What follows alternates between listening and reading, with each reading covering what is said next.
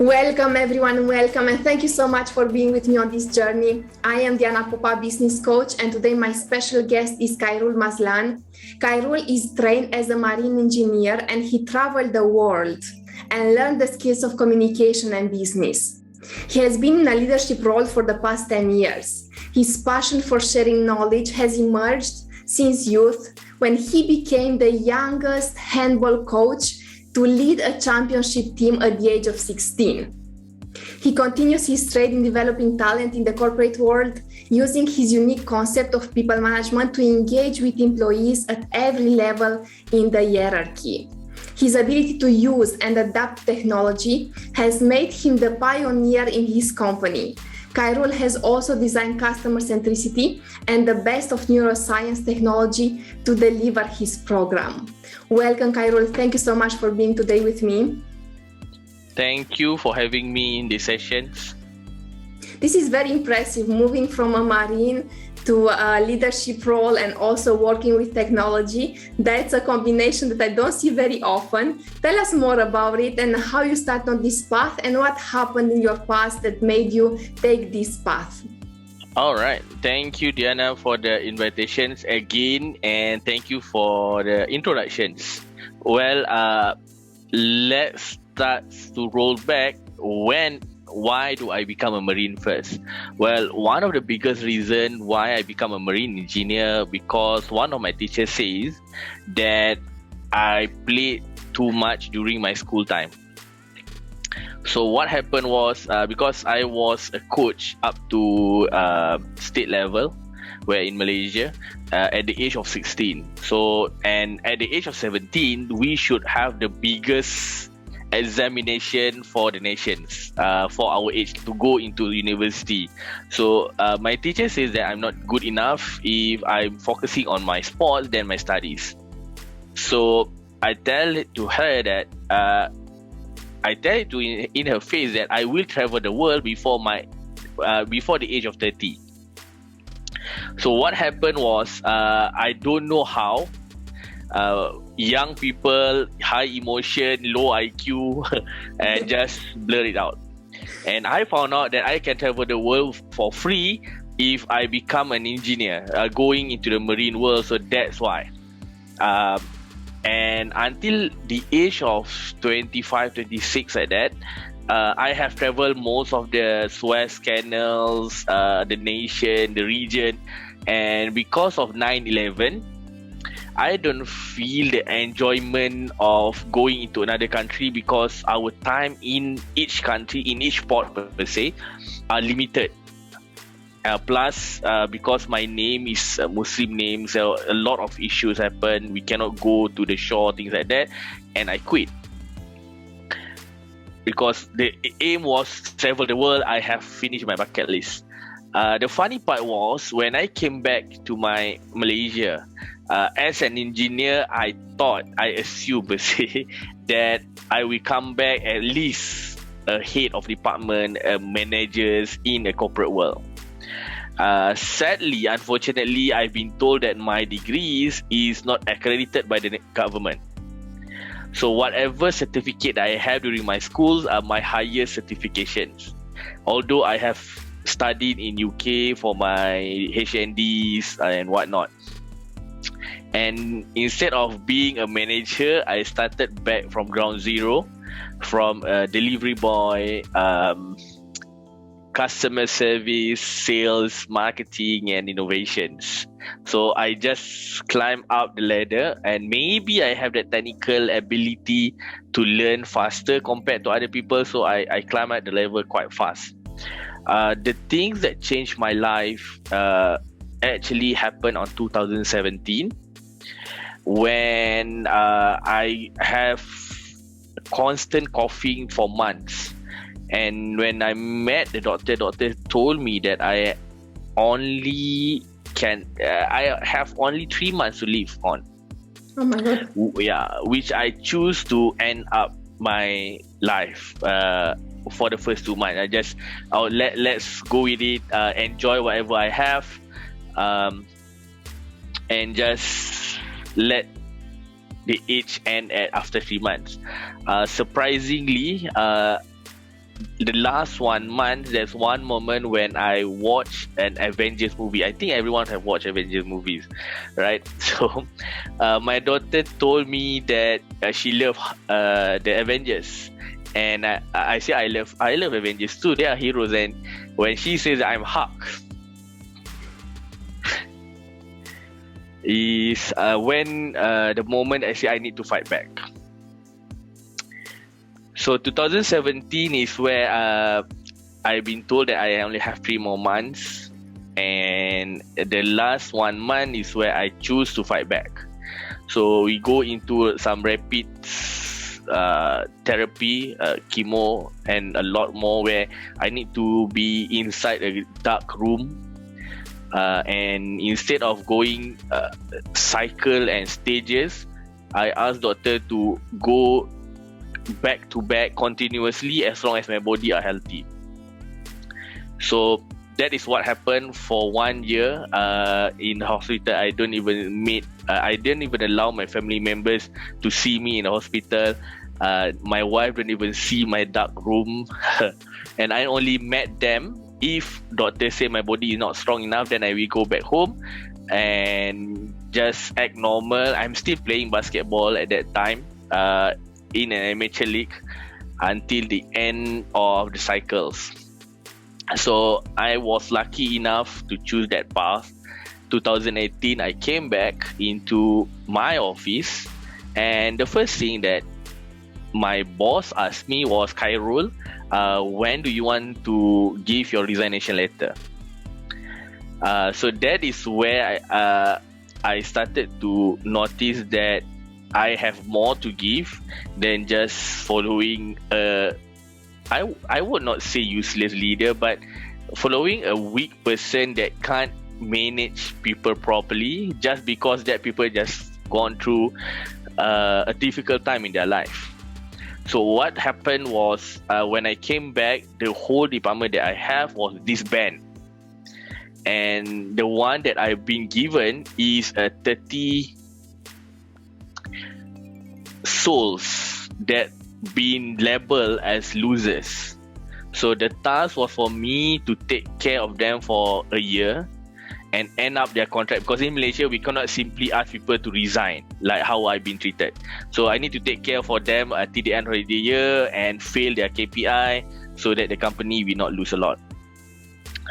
So I took the challenge actually, going in and out, even up to making a bet, where if I can make these 30 people perform. At that time, the average KPI for the whole team was 37%, 37 out of 100.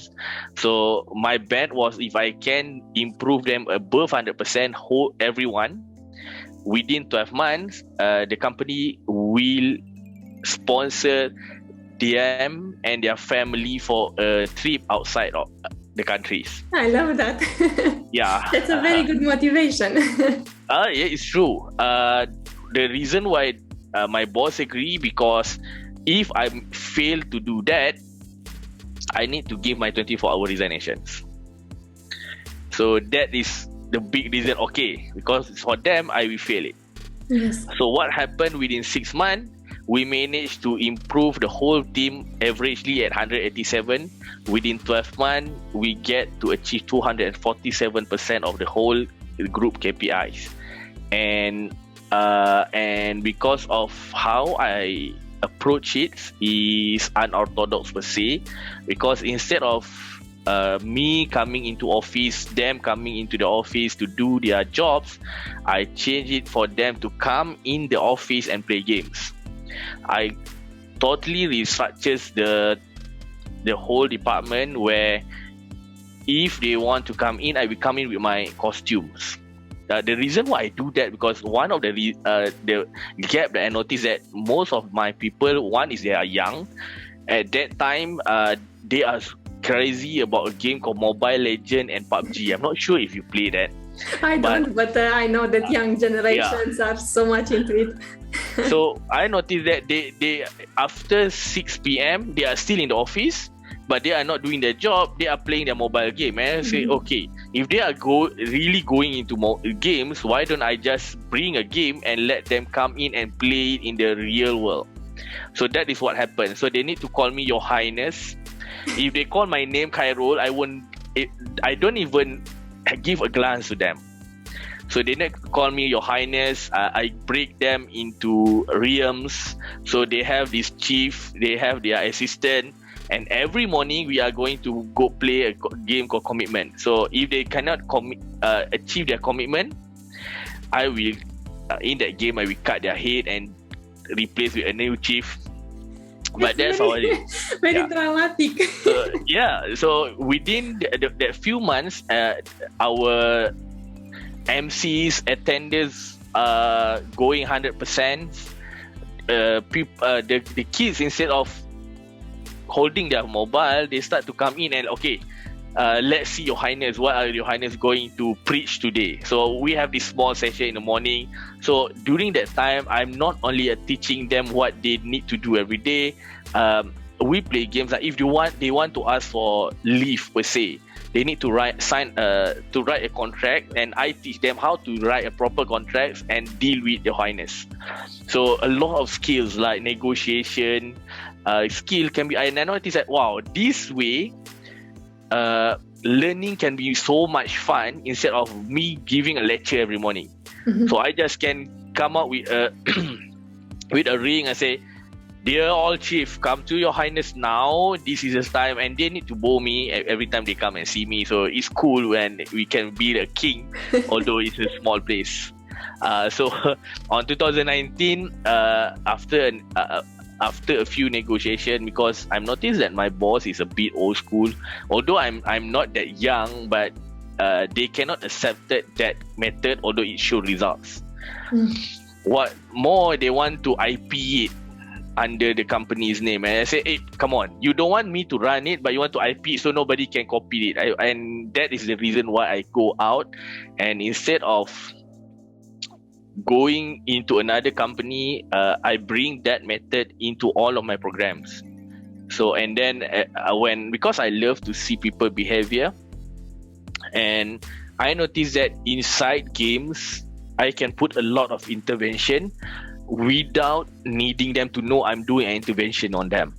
So I can put them in stress and let them burst out in stress, and let them learn while playing the games without me saying you have problems. You just say, okay, let's play this game. They learn it, they find their aha moment, their reflects on it. Then I just sit and enjoy all the transformation happens in front of me. That's what I love. That's incredible. Thank you, Khairul. Thank you for sharing your story and all these lessons. And I find it actually very impressive what you managed to do. And you adjusted to your environment. You saw these are young people, they are playing video games all the time. So you adjusted and you really created this environment. My question would be, how can we reproduce that? Because this is not the case everywhere in every company. Not everyone could apply the game or role model. How can we actually extrapolate this model that you applied to other environments, to other companies, to other methods? Do you have an idea? Well, I would say in two different approach. One is on the coach, facilitators, and trainer itself. Because whenever I create a games, I will always check on three things. Inside the games, what are the things that participant can learn? What are the competency per se? Like the one that I play, the participant will learn about sales, negotiation, leaderships, right? Because they need to have a chief, and the chief need to be committed. So they will learn a lot of layers just by playing one game for 1 year. The second things that I will look at is what are the coach, facilitators can learn from the game itself. What can they observe and what to observe, so that they can improve regarding on the results on the games. And most of my game doesn't have an structure. If you play like Mario, right, Super Mario games, it need to have certain end. Most of my game, we don't have certain ends. So if I play with you with 30 packs of people, the result for that game may be different when I play with different packs of people. So that's why I need to know what I can learn from it. The third thing is what are the outside people can learn from the game itself. So if you ask me how I run it as a trainer in a program itself, is that three things. And when I design it in my company, also the same in three things. And because I need to know first what are the competencies that they need to learn, and then I embed it into the game. From there, I will start to create the teams. What are the years they need to experience? What are the coaching style? Do they need to get the army style, or they need a preacher style? And what type of approach they need to put into the games? It's a lot of work, I would say, because sometimes I don't even sleep for 3 days just to create one game. However, once the game is ready, it's a lot more easier to run it and just let them play. So that is the three things that I normally look, and it can be duplicated. The only thing is, do the organization wanted to do that approach? Are they willing to come in and wear crowns and mantle and be in the character, right? Because it need to be inclusive. It cannot be like, okay, play games, the boss are still in their normal attire, and all the staff need to be in that character, right? And while one of my game, we need to wear underwears and not even shirts.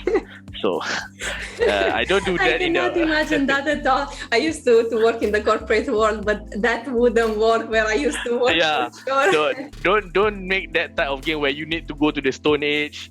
That is not a proper way. But like me, I'm going into the age where people are connected to their kings, right? So I can teach leadership, I can teach contract negotiation, so things like that, so that I can do coaching without they knowing I'm doing coaching. Because I noticed that the younger generation, if they have a coach, they are at least in Malaysia, this is my observation, their perspective was coach need to go to them to coach them, which is wrong. So that is where, when during the game, why I create that game is that if they want to ask for anything, they need to call. Nobody asks the king to go to their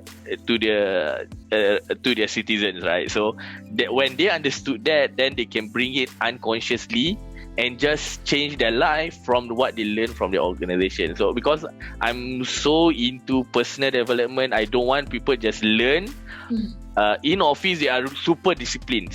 Yes. They do this, come on time, get back home, everything change, because they are going into their own character, their own identity itself. So I want it to be end to end, where the changes happen in themselves, not because they were asked to, but they want to.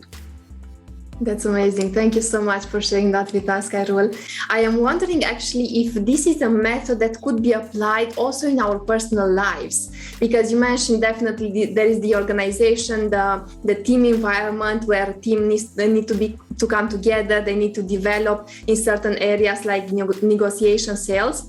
But I'm wondering whether this method actually can be applied in a family, for example, or in a relationship with other friends, or other environments which are not necessarily business.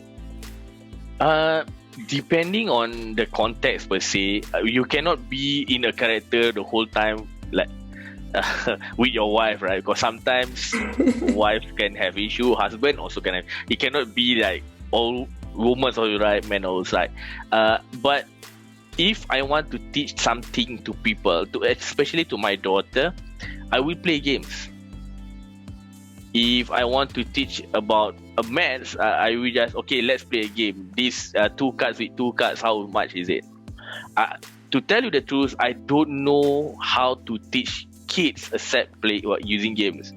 I teach my kids, even if, because I'm a hypnotherapist also, even if I teach my kids about like hypnosis, I ask them, do you want to play games? When I first learned about it, okay, now close your eyes, things like that, right? So I always ask them, because when we talk about games, people will be a little bit relaxed and easy for them to accept, okay, this is only games. And I love to do that approach as with my wife. I even do intervention for her height.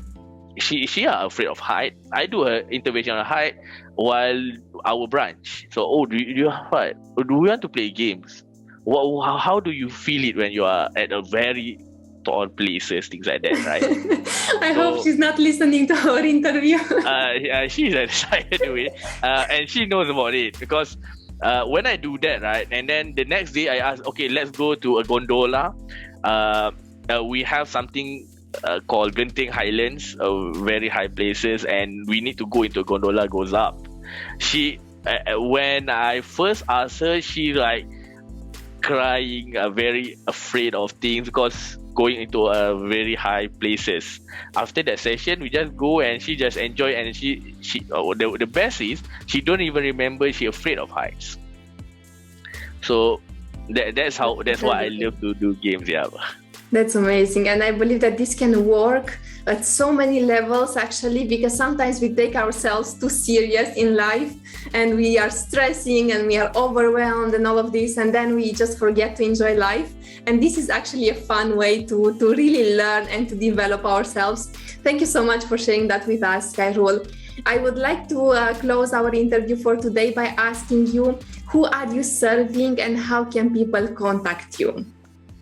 Well, I serve a lot of people. Most of it are corporate, I would say, because as much as I do coaching, I notice that when I do intervention coach, I only do it one-on-one with people, and I can only impact one person. And one of my mission was actually to transform 100 million lives. And doing that, maybe take me to the next Khairul reborn to finish that 100 million lives. So normally I go to corporate and I do programs for them so that I can impact more people at bigger gatherings. That's the only reason behind it, because I'm really looking into changing the world as much as I could with my power. My big reason behind that, because I want my kids, especially my daughter and my son, to have a better, safer place for them to live on. And that's why I do this thing, also, because I still remember why she called me Hugs. So if anyone wanted to get in touch with me, my normal link will be impact.asia, impak.asia, where one of the program that I run is called Impact. In English is Impact, where I created a lot of people that I call them Impact Maker, because I need at least 1,000 Impact Maker to impact 1,000 people to achieve my 100 million lives. So that I know this place can be a better place and I can reach more people without me being there. I am happy to see people doing good to other people, because a facilitator, a coach, a trainer, not only teaching, they are a leader itself every time they're in front of other people. So that's why if you notice, there are only 3 topics that I will talk about. Leaderships, because only leaders can impact other people's.